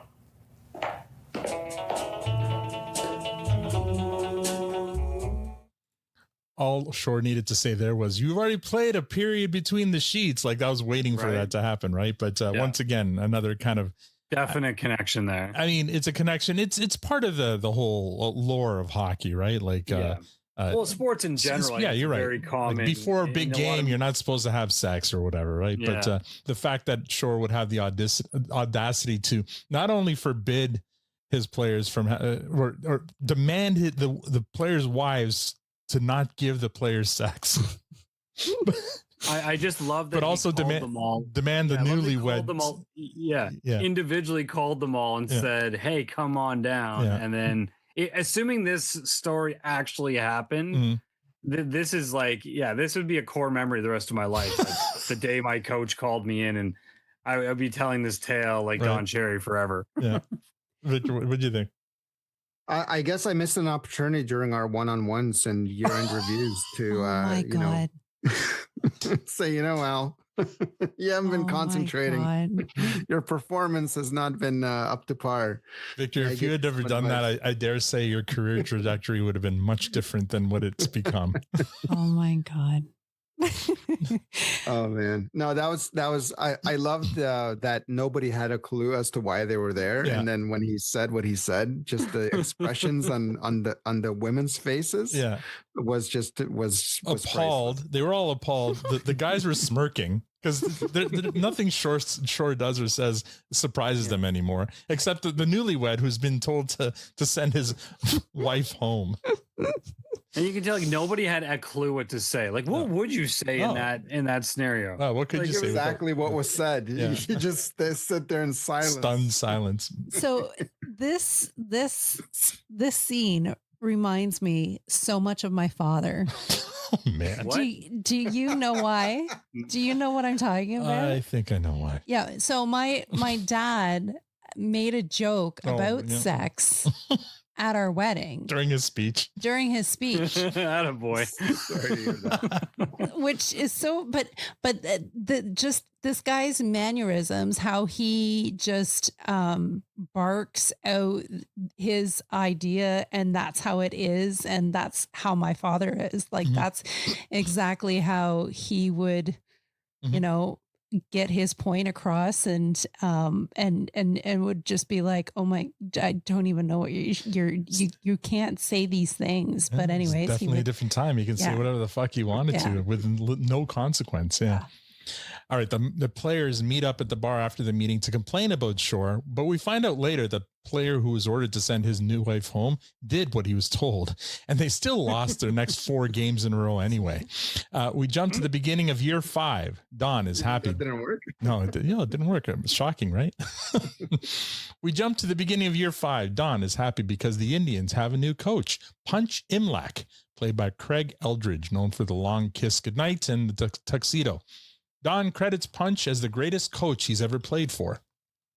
Production note: Punch Imlach coached the Toronto Maple Leafs to 4 Stanley Cup wins, including their last win in 1967. That's right.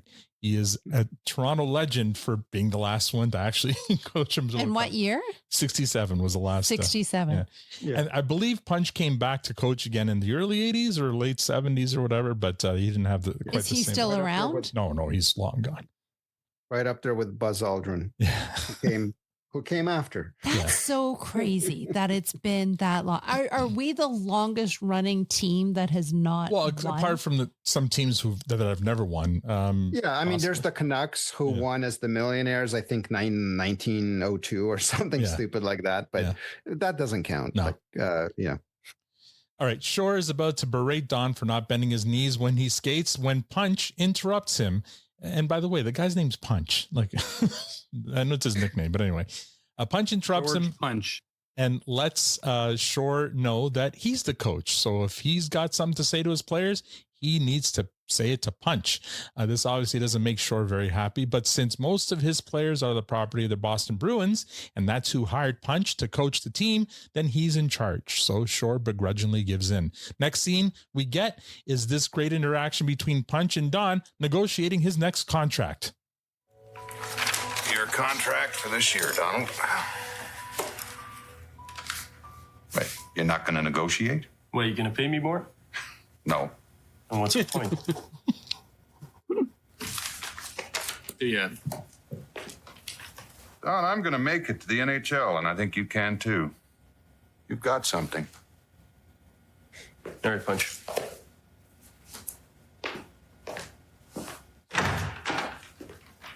You know, that kind of encouragement from a guy like Punch meant a lot. Maybe I still had a shot. Next scene, it's the final game of the playoffs. Punch walks into the dressing room, dumps a bunch of cash onto the table to try to motivate them, says the other team is wanting to take that cash away from them and their families. This gets the team riled up. Unfortunately, not enough to get them over the hump. They end up losing in the final in the dressing room. After the game, Punch goes around congratulating everyone on the great season. Shore walks in, and the team Punch congratulates Punch on a pretty good year.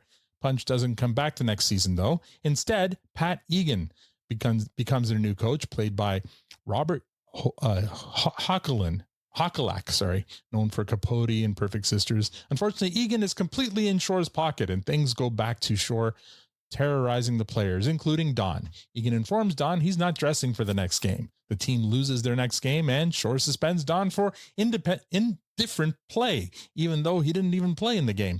During the team's next practice, Don is so angry with Egan, he checks him behind the net. As a result of the humiliation, Don gets traded to Three Rivers in Quebec, which is not an NHL team.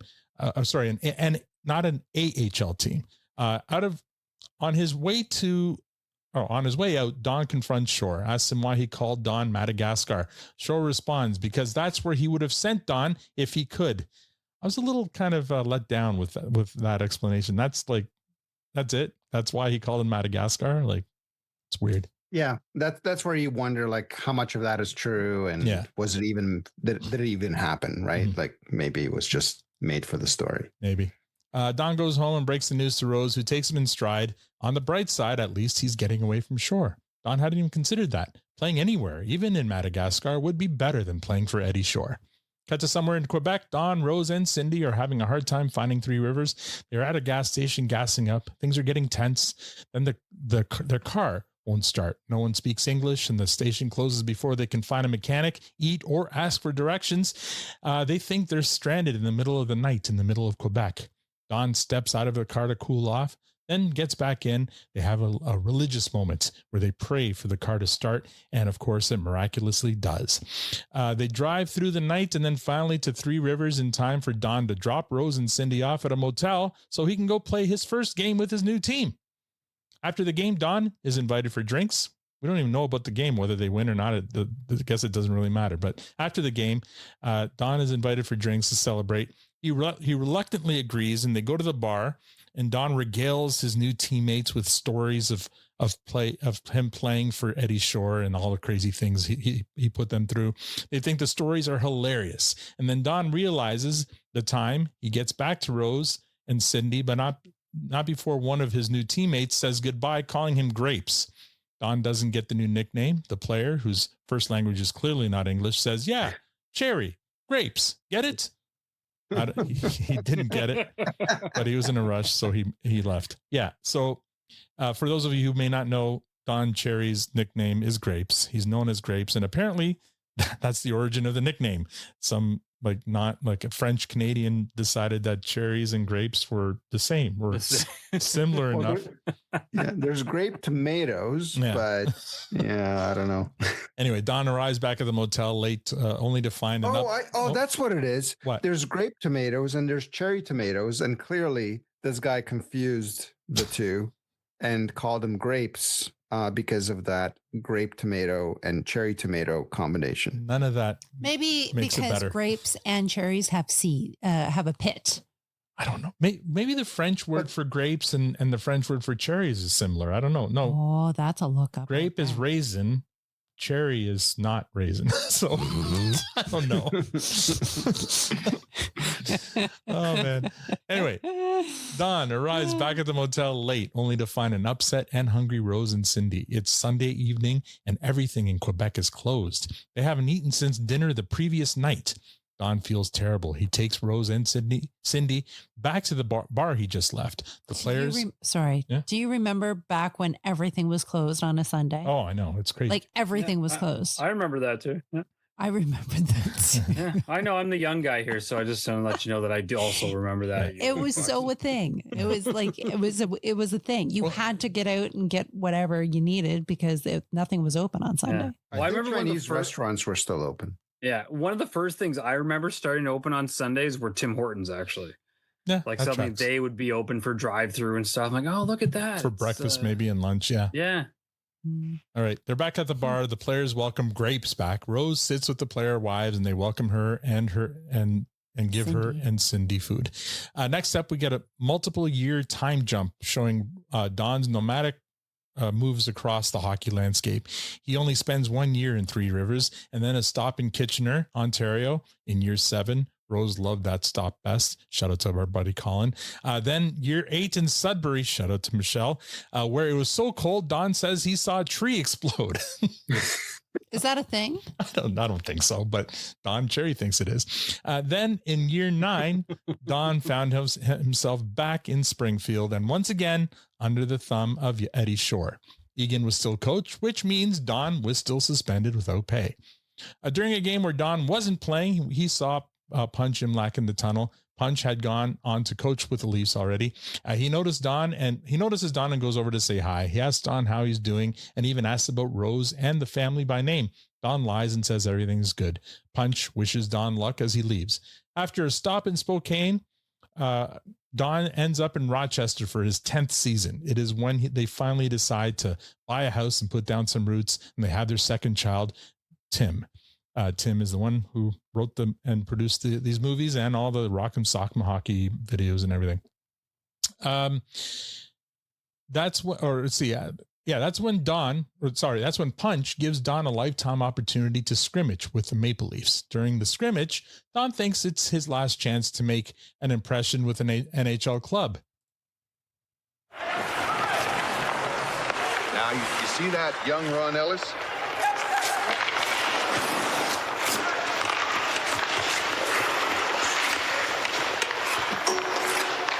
Believe me, he is going to be one of the greats. I know there's been a lot of talk about college, but don't put any stock in that rumor. He'll stay. I'll make him an offer he won't be able to say no to. When I saw Ellis skating with his head down, I just couldn't resist. I figured checking the big star'd get me noticed. Oh, yeah. Got me noticed, all right. Get that 50-cent hockey player off the ice before he kills my $1 million hockey player.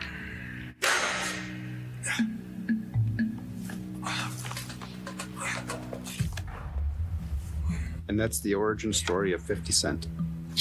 Look at the foreshadowing on Ron Ellis, eh? Like on how famous he was going to be. Oh, yeah. Well, he did end up having a great career. So luckily, Don Cherry did not end his career. Didn't Ron Ellis play in the... No. Am I mixing that up? No. Well, Ron Ellis became a great Maple Leaf. But yeah, Don Cherry didn't end Ron Ellis's career. He only ended his own career. That's right. With that was one. Another football Yeah, scenario. exactly. Yeah. So after the humiliating scrimmage, Don went back to Rochester and assumed the role of wise old veteran, showing players how to add extra cotton to their knee pads, just like the veteran did for him all those seasons ago back in Hershey. Don seemed right at home in the role as mentor. Rochester coach Joe Crozier, played by Chris Sigurdsson, a veteran Canadian actor known for The Porter and Night Hunter, confides in Don on how he's dealing with the players. Don sees how he deals with players, and he isn't a fan. But Crozier asks the players to vote for a new team captain, and Don wins unanimously. With Don as their captain, the Rochester Americans win the Calder Cup in 1965, 66, and 68.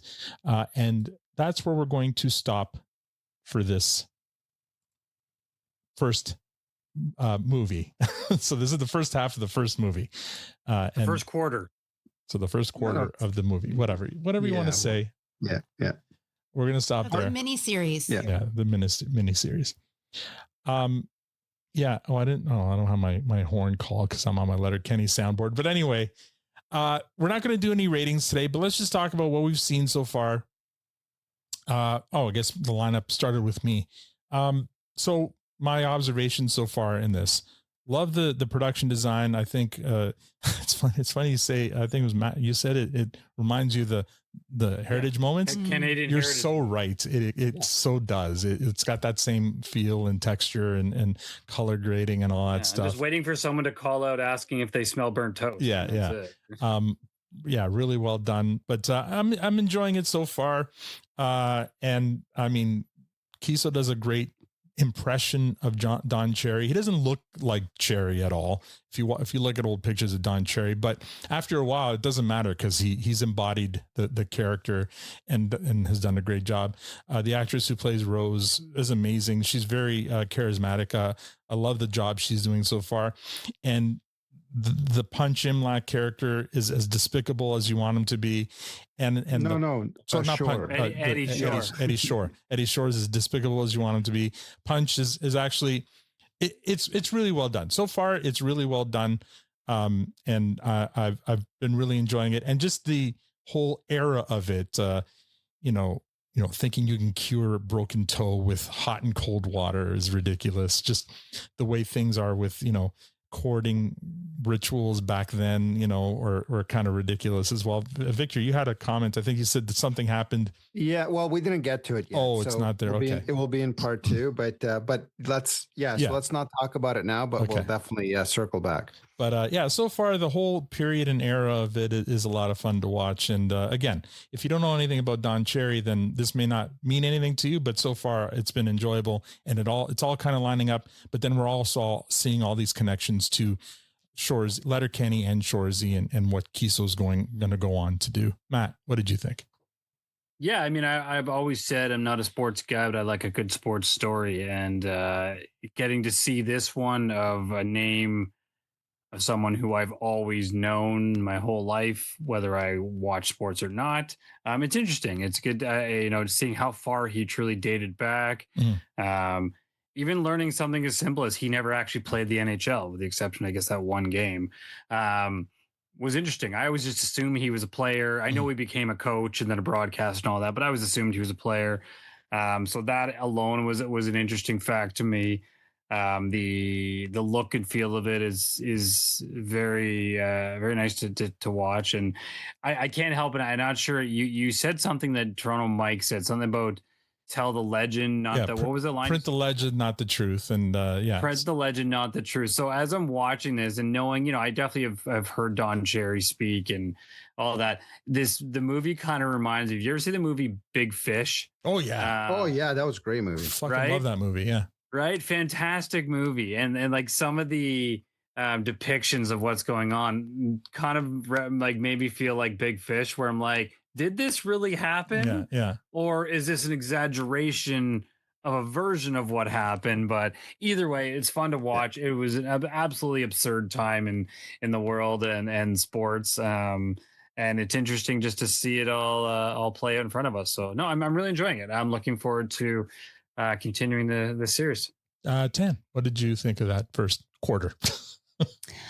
It was good. It was a nice flashback to the way things were. I was surprised that he didn't ask Rose's dad for her hand. I remember you commenting that during the movies, like you should have asked him for permission first. Yeah. That's so then that did happen in this half because we didn't see a scene about it. So that is what I was. He went over to propose. Okay. So then we can talk about it. Again, we didn't cover that scene. Sorry, I didn't clip it, but no. Because not a lot was said during the scene, right? One job.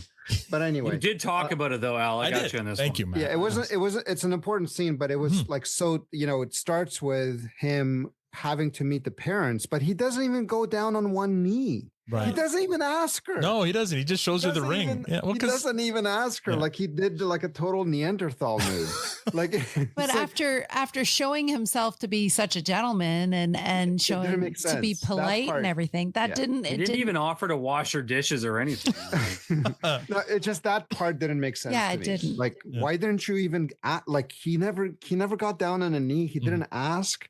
It was just assumed, and he didn't ask the parents, which is you totally. Yeah. Well, he was established as a socially awkward person in the beginning there, right? Like he doesn't become the loud, boisterous character that we know until later. So in the beginning, he doesn't say much, right? Like when he first gets introduced to her, he sits there quietly and mumbles a few things, but he doesn't say much, right? Yeah. No, I thought that was a little out of character for what I thought. Who I thought he was, or how they had at least portrayed him at the beginning of being a polite, well-mannered, and even going to the house. You can't go on a date until you meet the parents. So that just kind of didn't, that didn't seem right to me. But anyway, and I made the comment right away that he forgot to ask. Was it in this episode too about that he was laid off? Not yet. Okay. No. Yeah. Which time? We'll get Spoiler. Sorry. Well, no, he's just been traded a bunch of times. Like every time he, assaults his coach and or team owner, he gets traded or benched, right? I love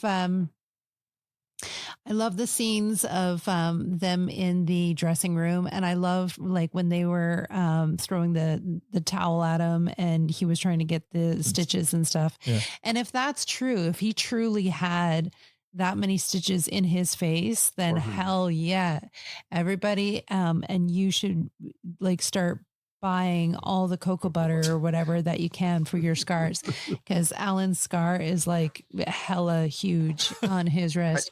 You have to use it while it's happening, not like years after. Well, something's better than nothing, so we gotta get it going. The best time was to do it was then. The next best time is now, right? Yeah, there you go.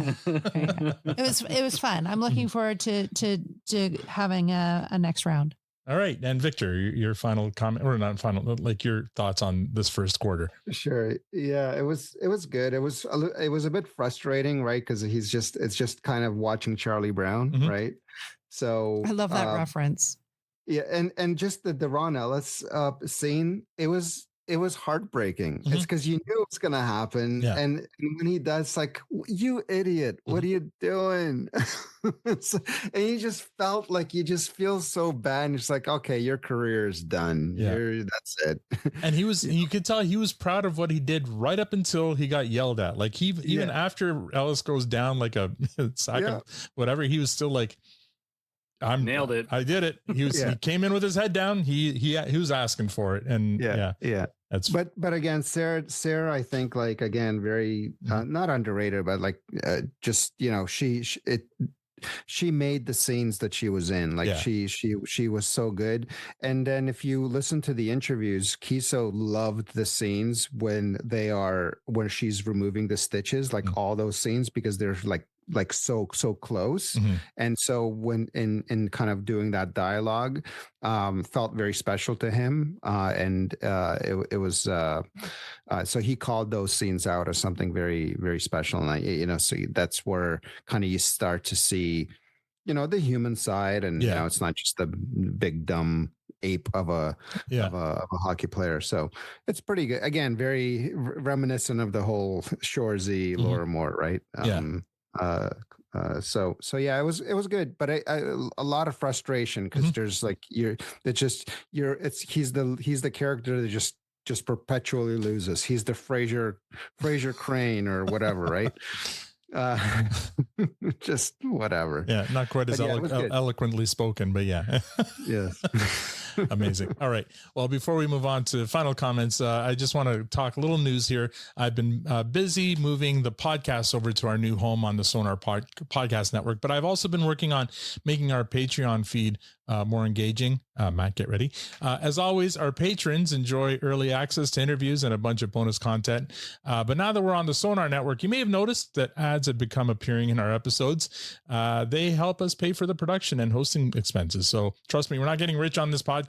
But the good news is, if you are a patron, you can get all the bonus content and our usual episodes commercial free. There's a separate Patreon feed you can subscribe to. Just go to our Patreon site. There's a link in the show notes. Go to the link membership tab and follow the instructions at the bottom relating to whichever podcast app you use. And Matt, would you like to shout out our patrons? Yes, I would absolutely love to do that. And we have nothing but love for all of you. So big shout outs to Jack from Melbourne, Josh from Pennsylvania, Chad from Minnesota, Adrian from Maine, Awesome from California, Trace from Mississippi, Liz, Michigan, Jason from Indianapolis, Justin from the UK, Ryan from Maryland, Matt, myself, from Toronto, Michelle from Sudbury, Robbie from Idaho, Mike from New Jersey, Joey from Colorado, Casey from Virginia, Jeff from Maine, Miriam from Toronto, Nick from Las Vegas. I haven't seen Nick in forever. I know. It's been. I reached out to him to see how he's doing, but I haven't heard from him in a while. Yeah.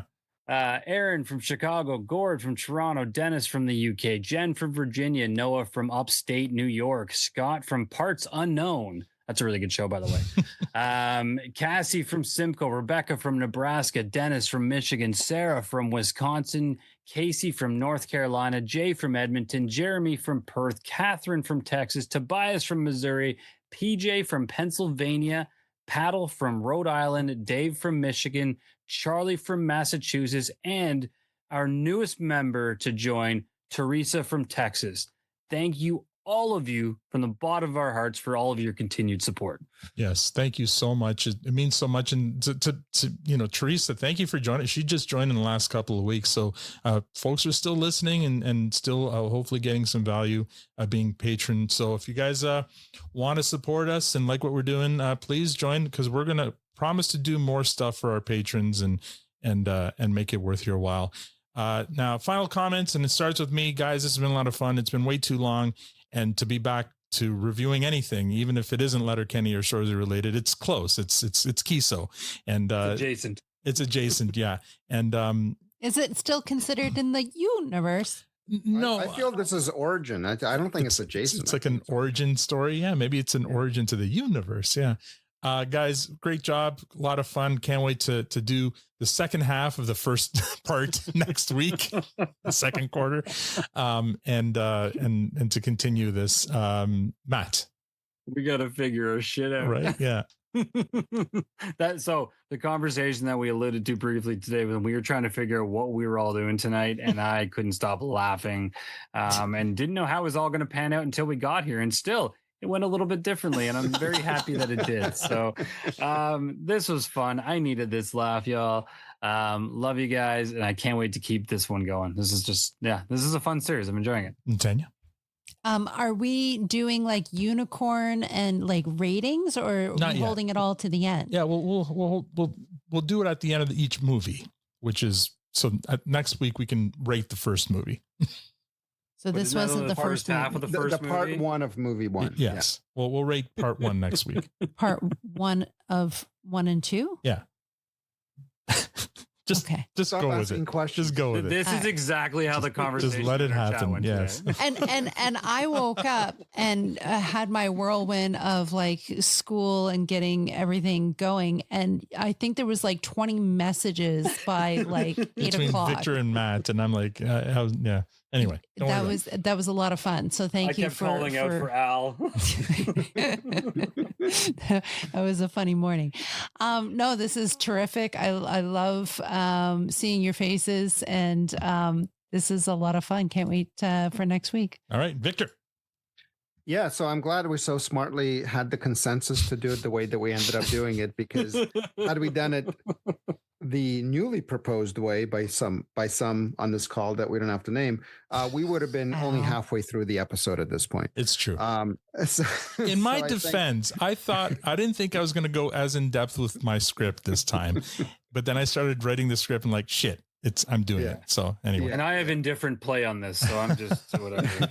Anyway, it ended up being the way it should have always been, and the way you said it. Yes. And now we've set a precedent, and now we can continue with the winning formula. So I think that's fantastic. All right. So can't wait till the next one. All right, I'm going to play us off here with Tanya's favorite song, "Your Man" by Joji.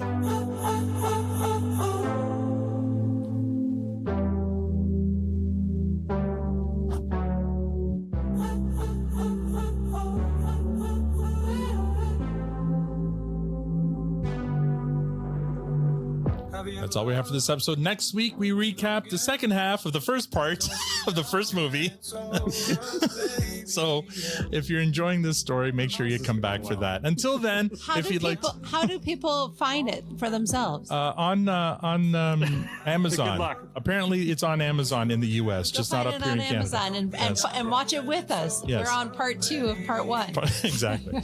Until then, if you'd like to support the podcast, become a patron or tell a friend. Also follow us on Blue Sky at Protestant Pod. Thank you for joining us. Now we're going to the after party. On behalf of Tanya, Matt, Victor, and myself, thank you for listening and have a great week.